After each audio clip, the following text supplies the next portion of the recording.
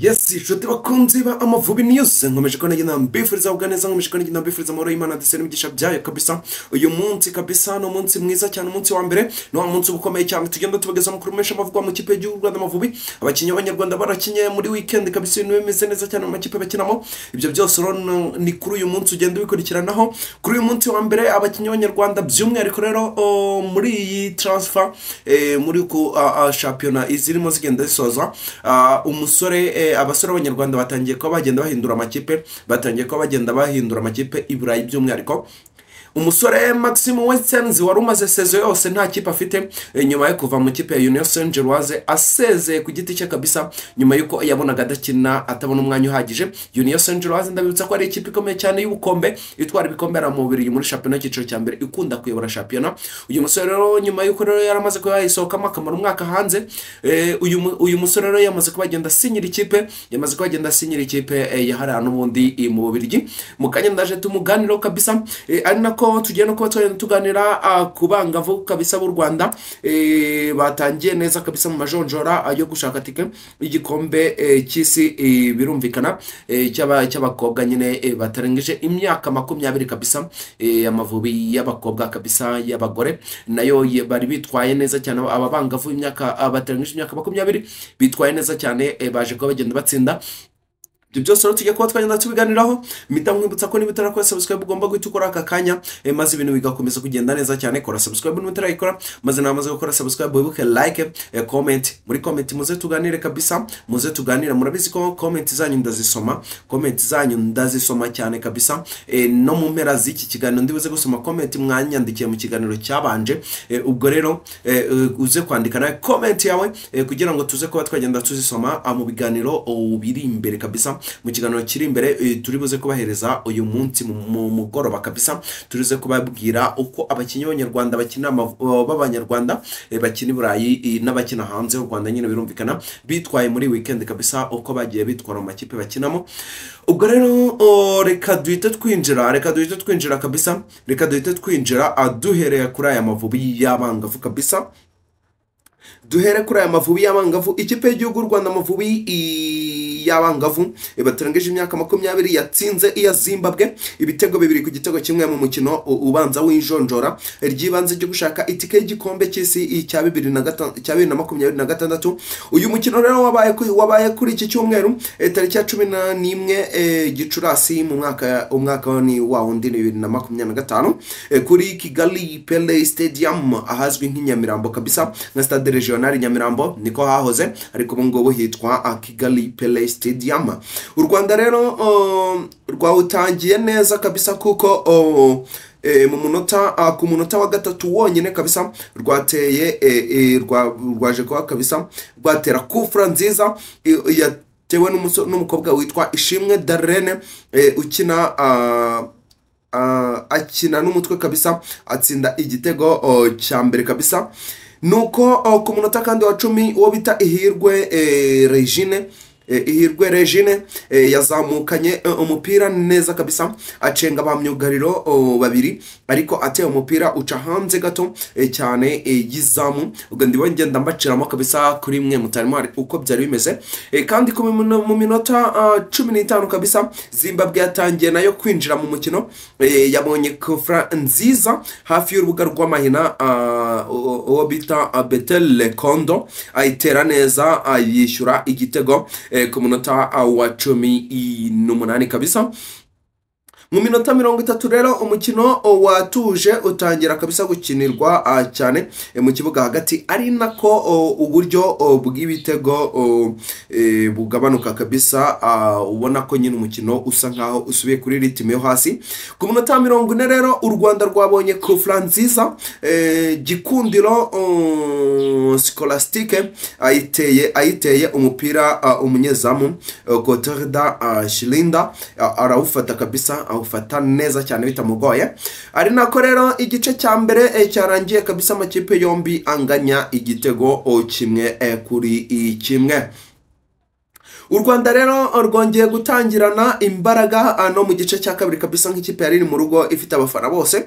Bitatinze rero ku munota wa 51 igisubizo Claudette atsinda igitego cya kabiri kabisa mu minota 60 kandi Zimbabwe nayo yatangiye gusatira bikomeye cyane ishaka kwishyura ariko abinyuma b'u Rwanda kabisa bakabyitwaramo neza cyane. Amakipe rero yombi yakomeje gukora impinduka. Zimbabwe yongeramo abasatira mu gihe umutoza Kasambungo Andre utoza Amavubi y'abagore yashyiragamo abamufasha kabisa kurinda ibitego bye. Umukino rero warangiye u Rwanda rwatsinze kabisa Zimbabwe ibitego bibiri ku gitego kimwe mu mukino ubanza w'ijonjora kabisa ryibanze ryo gushaka itike y'igikombe cy'isi cyabatengeje imyaka 20. Umukino wo kwishyura rero uteganyijwe kuwa gatatu tariki ya 14 Gicurasi 2025. Zimbabwe izawakirira kuri Kigali Pele Stadium n'ubundi kuko nta stade ifite yemewe na FIFA kabisa. Ubwo rero nuko guko byari bimeze kabisa ngo nuko nguko ibintu byari bimeze. Mwabibonye highlights zirahanga kuri icano zirebe kabisa. Highlights zirahari reba uraza guhita uzibona kabisa. Highlights zirahari. Comment ya mbere ipininzeho kabisa ni highlight. Iyo comment ya mbere ipininzeho urabona ko na hariho link ni highlight kabisa ni highlight. Ubwo rero waza kubagenda ukurikira ukareba uko ibintu bimeze cyane. Reka tureno no ku munyazamu w'Amavubi Maxime Wentenzikali uyu musore amaze gusinya amasezerano y'umwaka umwe mu kipe yitwa KVV Itese Sport yo mu cyiciro cya gatatu ara mu gihugu cy'Ububiligi. Wentenz rero w'imyaka 23 yaramaze umwaka nta kipe afite kuva yasezera mu kipe ya Union Saint-Gilloise. Uyu munyazamu w'umunyarwanda kabisa ari nawe n'ubundi ufatwa nk'umunyazamu wa kabiri w'Amavubi kabisa yagerageje amahirwe mu mwaka wa 2024 ubwo yajyaga mugeragezwa mu makipe atandukanye arimo Jong Ajax na Roda JC ariko ntibyamuhira kabisa. Kujya rero muri Test Sport ni intambwe kabisa nziza kuriwe kuko bizamufasha akongera kugera ku rwego rwiza kabisa. Test Sport yasoje ku mwanya wa 5 mu mwaka w'imikino wa 2024-2025 muri sezo kabisa. Ikaba rero izaba ihatanira kuzamuka mu cyiciro cya kabiri mu mwaka utaha kabisa. Uyu musore rero Wentenz yanabaye umukinyi wa Kevin Mechelenze mu bihe byashize kabisa. Hari indi kandi nyine uyu musore yabaye umukinyi kabisa rukomeye cyane. Reka noneho ngewe dufatanye kabisa twinjira mu mateka y'umusore bita Maxime Wentenz. Abenshi mwagiye mumubona nyine ntimuzi uko byari bimeze kabisa. Abenshi kabisa mwagiye mubona mu Mavubi ntimuzi ese kariyeri ye imeze ite, ese uyu n'umukinyi nyabake, ese ni muntu ki. Maxime Wentenz yitwa Maxime Kali Nathan Wentenz ni umunyezamu w'Amavubi avukiye mu Bubiligi ku itariki ya 17 gushyingo mu mwaka wa 2021. Sore mu mwaka wa 2001 afite uburebure bwa metero 1 na centimetero 91. Afite se w'Umubiligi na nyina w'umunyarwandakazi kabisa. Uyu musore akaba rero yarahisemo gukinira ikipe y'igihugu y'u Rwanda. Uyu musore rero reka turebe nka kariyeri ye ku mwuga we kabisa. Muri kariyeri ye amaze mu makipe yagiye acamo yatangiye umwuga mu kipe yitwa Saint Louis Vivi kabisa mu mwaka wa 2018. Nyuma rero yerekeza muri Kevin Mechelen mu mwaka wa 2020 aho rero yakiniraga ikipe y'abato. Muri 2023 yasinye ikipe ya Union Saint-Gilloise yo mu cyiciro cya mbere mu Bubiligi aho yakiniye cyane kabisa ikipe ya kabiri kabisa yayo. Akina imikino 8 agatsindwa ibitego 13 kandi agasoza imikino 2 yanamaze imikino 2 adatsinzwe kabisa yakipinze clean sheet 2 kabisa. uyu musore rero kuva muri Union Saint-Gilloise uyu musore ku tariki ya 10 Nyakanga 2024 Union Saint-Gilloise yatangaje ko itazongera amasezerano ya Wensenzi, bityo rero aba atakiri umukinyi w'iyo kipe kabisa. Uyu musore rero nyuma yo kutabona ikipe mu gihe cy'umwaka, Wensenzi yasinye amasezerano kabisa, yaje kubagenda asinya kabisa muri iyi kipe nkuko twababwiye yitwa Arte Sport yo mu cyiciro cya gatatu mu Bubiligi.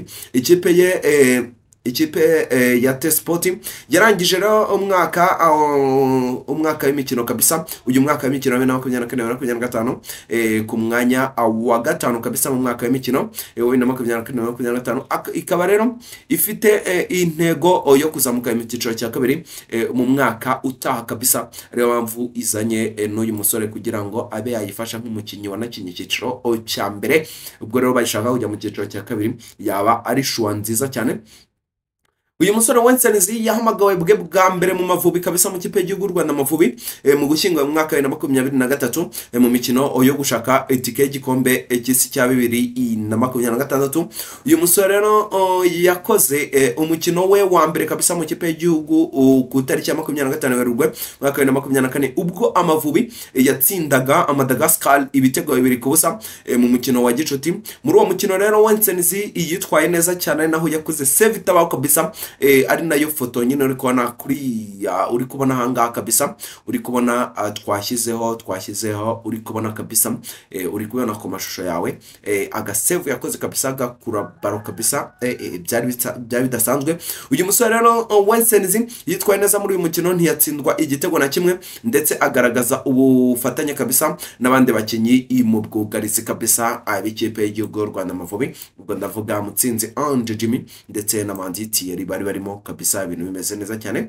Nkavuga Ombolenga Fitina wari ku ruhande rumwe, ndetse na Manishimwe Emmanuel Mangwende wari ku rundi iruhande. Uyu musore rero Maxime Wensenzi yavuze ko kuba Amavubi afite abanyezamu batatu beza aribo we ndetse na Ntwari Fiacre n'uwo bita n'umusore kabisa bita Ishimwe Pierre Mario, yavuze ko ari amahirwe mu kipe, kandi ko amahitamo yazajya mu zamu ari ay'umutoza kabisa, ari ay'umutoza. Rero yashimangiye ko ubufatanye bw'ikipe yose ari bwo bwamufashije kwitwara neza mu mukino we wa mbere kabisa, mu mukino we wa mbere. Ubwo rero Maxime Wensenzi ari mu rugendo kabisa rwo kongera akwibaka mu mwuga we birumvikana w'ubunyezamu, aho rero yasinye amasezerano y'umwaka umwe muri ikipe yitwa KVV Intersport. Akaba rero kuba rero yahisemo gukinira Amavubi kandi akitwara neza mu mikino we wa mbere kabisa, bigaragaza ko icyizere afite gikomeza kabisa gutera imbere, agomba gukomeza gutera imbere, kandi akaba yafasha byinshi kabisa ikipe y'igihugu Rwanda Mavubi mu mikino iri imbere kabisa. Urumva ko n'umukinnyi mwiza cyane ushobora kuzagenda afasha byinshi kabisa. Reka tura muri za comment zanyu kabisa, reka duce muri za comment zanyu. Murabizi ko comment zanyu nazo tuziha agaciro cyane. Uwo bita Ndayisenga Emmanuel ati uwo musore ni sawa cyane kabisa, adufashije ya joininga kabisa national team Amavubi. Ubwo yavugaga umusore w'umunyarwanda bita Vicky Joseph Laurent Petri. Uyu ni umusore kabisa nawe w'umunyarwanda ukomeye cyane, nari twabivuzeho mu kiganiro cyacu nyine, wagisanga kivuga ku mateka ndetse n'ubuzima bwe bw'uyu musore bita Vicky Joseph Petri, w'umunyarwanda kabisa ukomeye cyane. Uwo bita Niyomugabo Egide ati uyu ndamuzi akina muri Sweden, yakiniye U20 y'u Rwanda kabisa, gusa nta kintu kirimo kuko ntiyanabanzagamo pe. Yavugaga uwo bita Vicky Joseph Laurent Petri. Reka turebe undi yitwa Maniraguha Edouard ati thanks for your good news, thanks to you are welcome blow. Yes, nizo comment zanyu, nizo comment eshatu kabisa, ndabashimiye kabisa kuri mwe mwese mwaduhaye izi comment. Maniraguha Edouard niyo mugabo Egide, Ndayisenga Emmanuel, ndetse namwe mwese mugiye gukora kuri comment zanyu kabisa mwese ndabashimiye cyane. Shimiye by'umwihariko mwese mwamaze gukora subscribe, kandi shimiye nawe utarakoze subscribe ariko ugiye guhita ukoraho aka kanya, utari warayikozeho ariko ugiye guhita ukoraho, nawe ndabigushimiye cyane. Shimiye mwese banyarwandakazi mwese mukomeje kugenda mubana natwe kabisa, ni iby'agaciro kuba mukomeje kugenda mudushyigikira. Chano yo ni yanyu kabisa, chano ni yanyu kabisa. Ubwo rero dukomeje kwa twagenda tubibashimira kabisa uko mukomeje kugenda mubana na chano yanyu. Amavubi news ni ya chano yanyu kabisa, igomba gukomeza kugenda iguhereza byinshi kabisa, byinshi byiza. Ubwo rero dukomeze tubane mu biganiro biri imbere kabisa, dukomeze tubane. Ndabakunda cyane, Imana ikomeze ibarinde. Kora subscribe n'utarayikora, like, comment, ubundi tuze kubana mu biganiro biri imbere. Ndabakunda cyane, ciao ciao.